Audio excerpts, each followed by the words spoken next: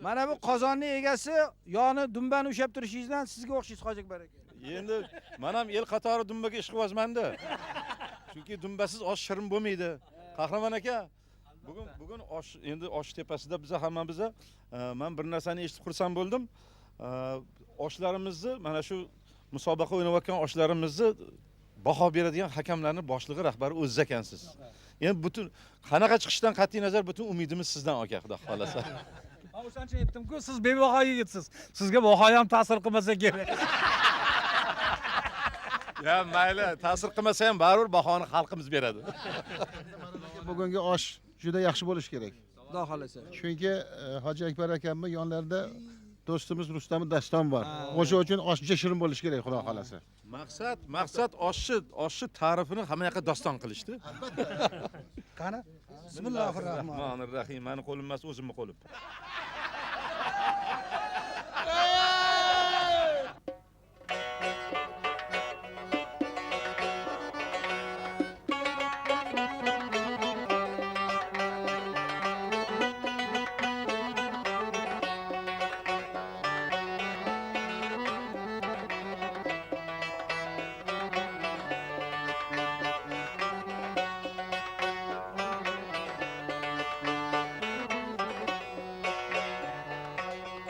Ülkemdeki fasli güzeldir alem. Ülkemdeki fasli güzeldir alem. Bahar nezaketi şunday hamişe. Bahar nezaketi şunday hamişe. Çizmaqda gül fasli bade qırda ham. Çizer delalları kemenler aşar. Çizer delalları kemenler aşar.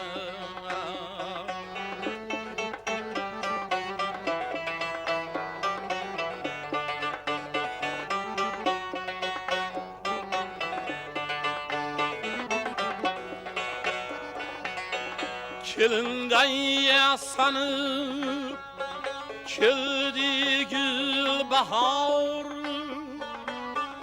Nefasat meskeni Navruz alem.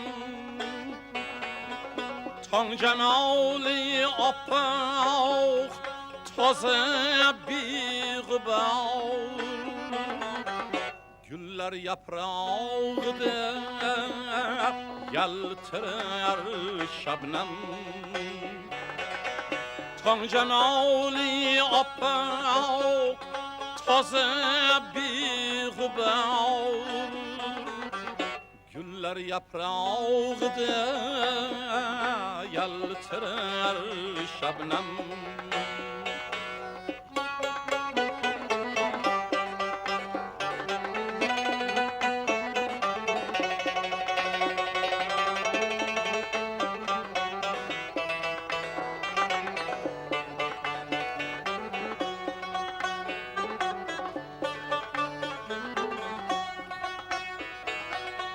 Gülzarlarını taraf eser ton yeli.